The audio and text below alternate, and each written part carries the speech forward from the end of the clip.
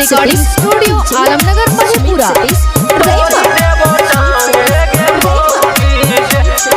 भोरे भोरे खाल बनैया करे जइबो काम,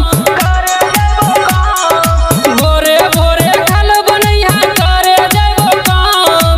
टाइम से नहीं खाल बनैबा, टाइम से नहीं खाल बनैबा तोरे देबो टांग। हे गे मौगी गे नहीं ते चलता लाठी डांग। हे गे मौगी गे तोहर तोरी देबो टांग। हे गे मौगी गे नहीं ते चलता लाठी डांग। हे गे मौगी गे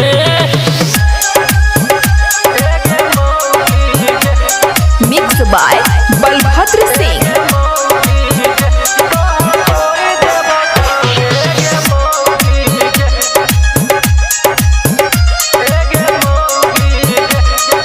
सूती के नहीं उठिया तू 8 बजे के बाद।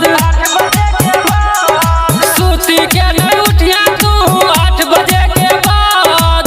नहीं तो फेरू पुट्ठा तोड़बो, नहीं तो फेरू पुट्ठा तोड़बो करबे तू याद। हे गे मौगी गे हमे हो गेलियो बर्बाद। हे गे मौगी गे हमे हो गेलियो बर्बाद। हे गे मौगी गे सुमित सतीश, सुमित सतीश।